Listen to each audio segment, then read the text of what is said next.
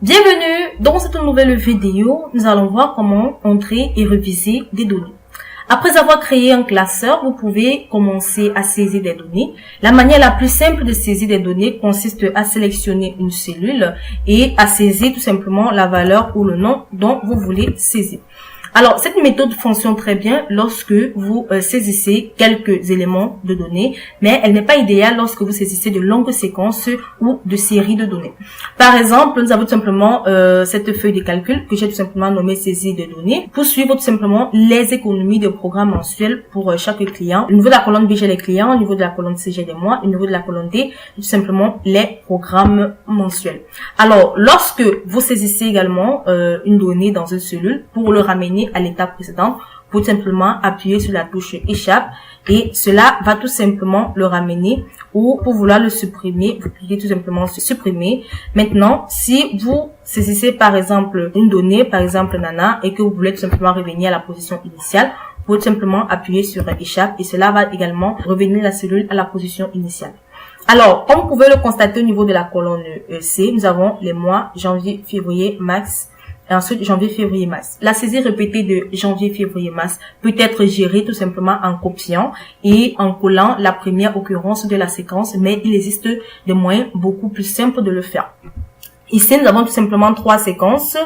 Nous avons 4 séquences de janvier, février, mars. Donc, si je viens par exemple au niveau de la cellule F4 et que j'entre le nom, le mois de janvier, ensuite j'entre février et ensuite j'entre mars, et je fais une copie, voilà. Excel, si je sélectionne la cellule et que je fais une copie, Excel va tout simplement continuer en tant que janvier jusqu'en décembre. Donc, si je laisse par exemple là, vous pouvez le constater, la saisie semi-automatique remplit tout simplement ces données.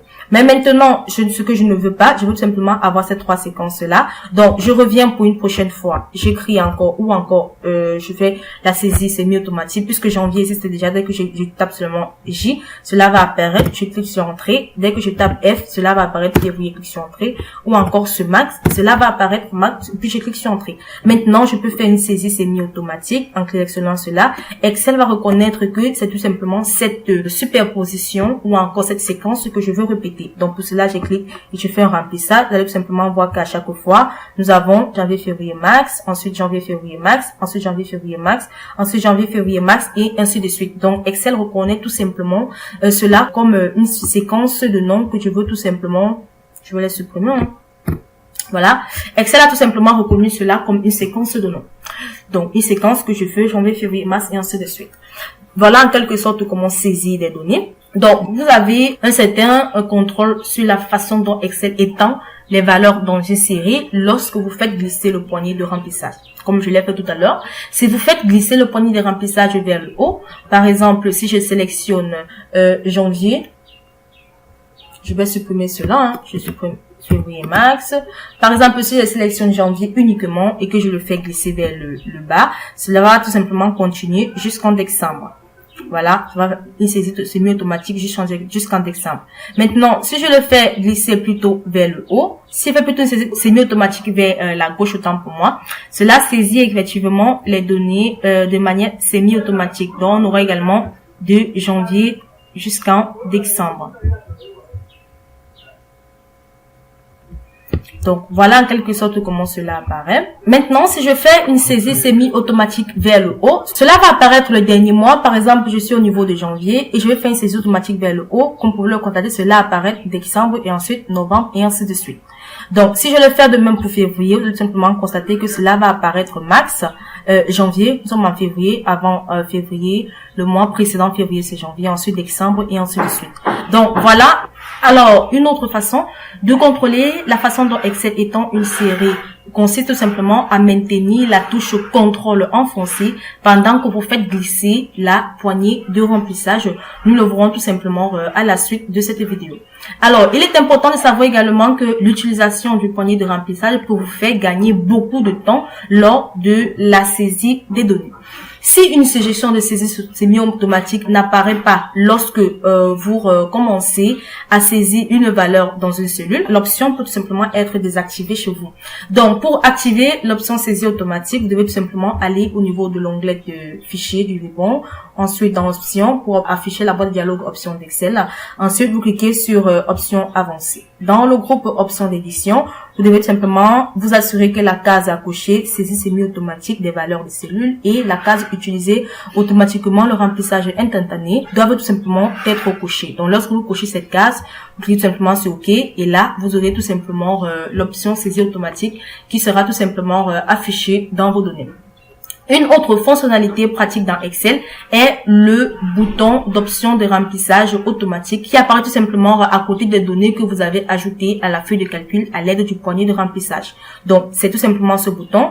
Puisque j'ai tout simplement copié cela, j'ai ce bouton d'option de remplissage saisie automatique qui apparaît où vous avez l'option soit de copier les cellules uniquement. Vous voyez, lorsque vous cliquez sur copier les cellules uniquement, cela affiche tout simplement février partout. Donc, vous avez également l'option de incrémenter une série, c'est-à-dire février, janvier, décembre, ainsi de suite. Cela incrémente. Vous pouvez également ne pas copier la mise en forme. Vous pouvez également recopier les valeurs sans la mise en forme, incrémenter les mois, ça dépend également de vous.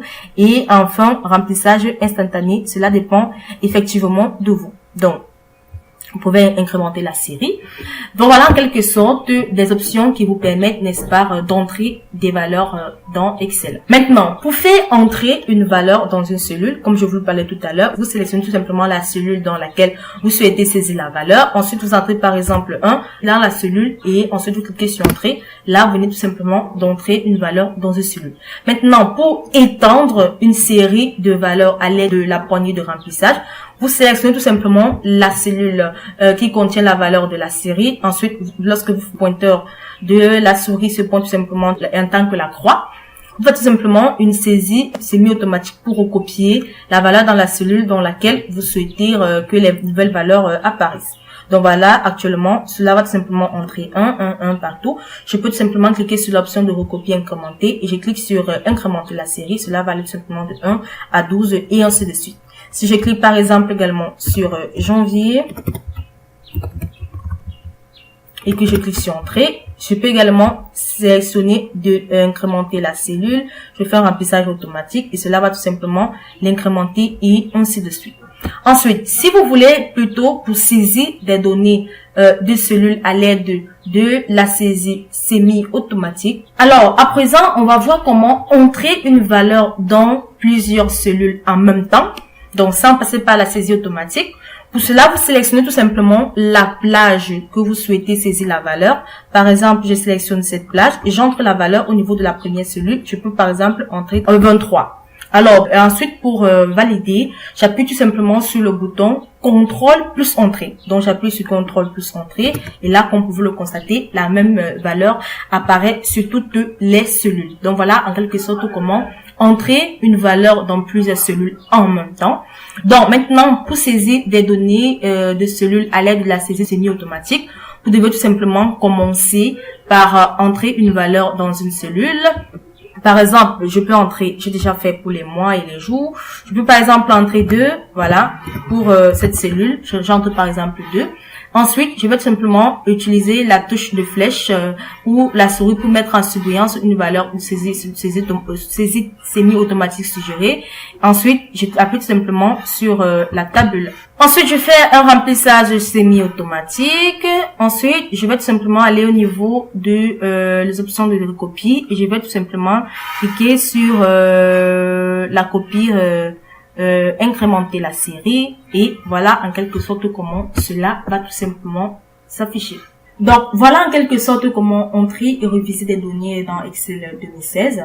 J'espère que vous avez aimé la vidéo. Nous allons nous retrouver très prochainement pour une nouvelle vidéo.